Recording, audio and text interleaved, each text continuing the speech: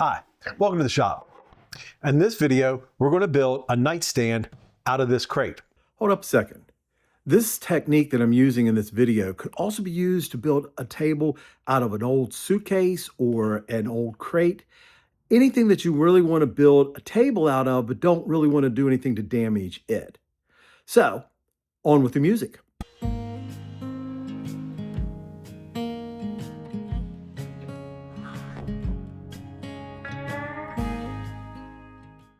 Now, I've been commissioned to build a bedroom suite that will be basically designed for a gamer. It will have shelving for lots of different consoles, a TV, a desk kind of unit, and a bed. So all match. It's all going to be out of cherry. We know that much so far.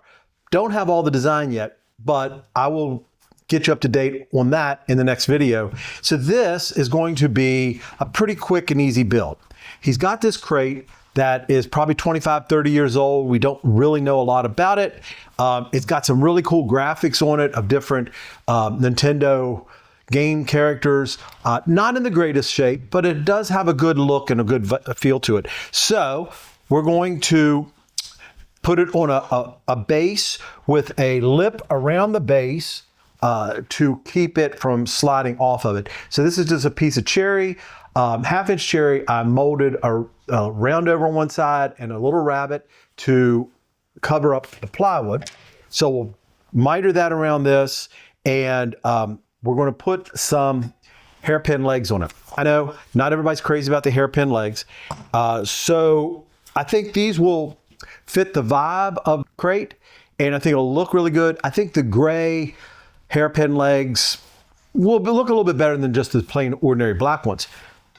But to get started, I'm going to paint the base black because you're not going to see this, and that way if you see down around the edges, it won't show up anyway.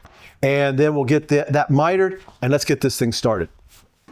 So you may have seen me use this one before. This is a picture frame jig that I made for my Capex, and it allows me to pretty accurately cut my miters and repeat that.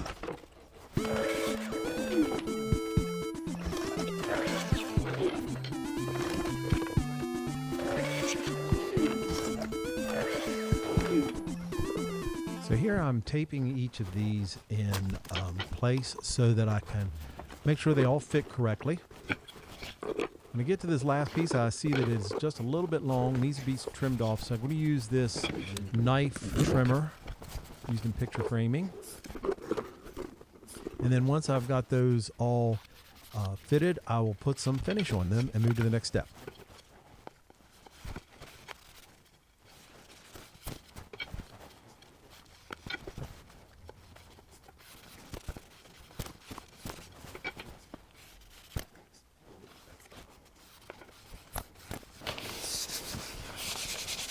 Nice part about shellac is it dries really, really fast.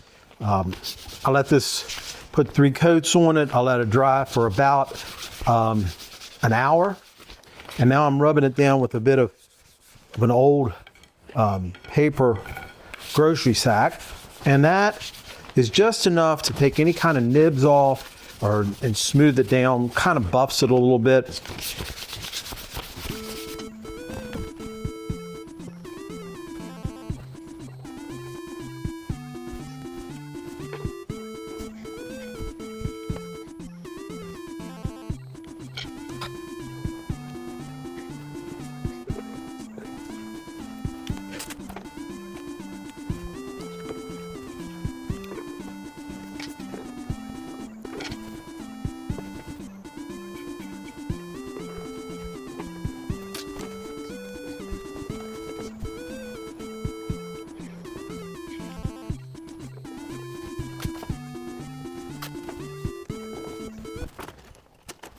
Now I'm going to use these corner picture frame clamps. They're just kind of a 1/4 by 20 threaded rod and some little brackets at the corners to hold it in tight.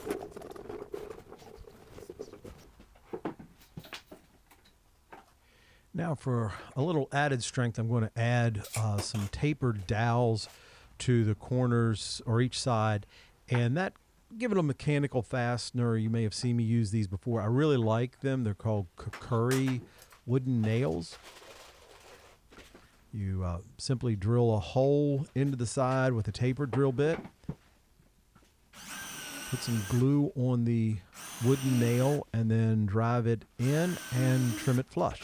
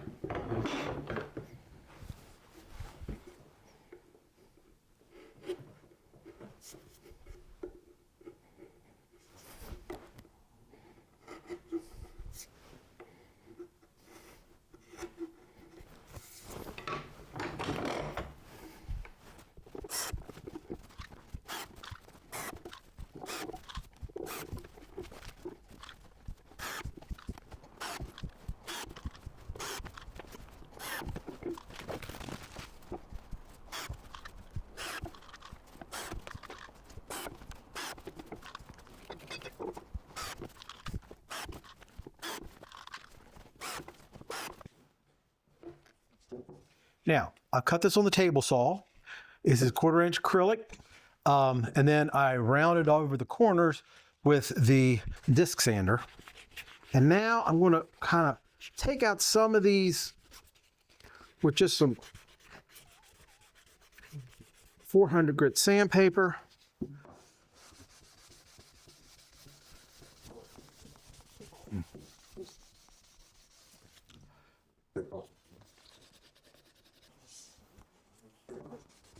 And these are the factory edges, but we'll just hit that a little bit with the sandpaper.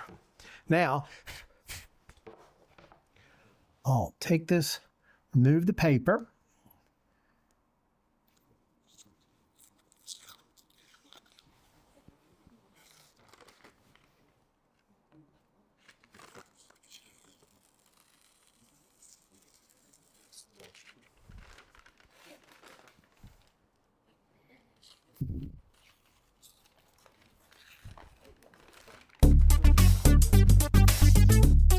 There is something about this part that is very satisfying.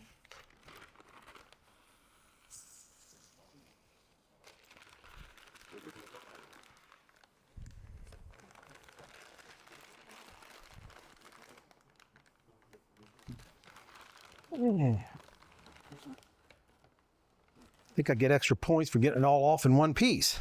Now, all these edges, I'm going to hit it with a propane torch to kind of melt the edge just very lightly.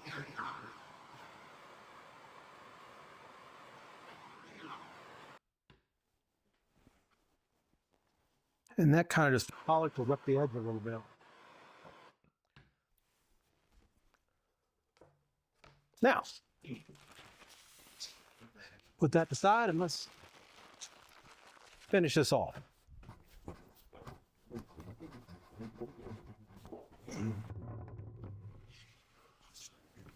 So there's the finished product, and we'll put this piece of acrylic right on top.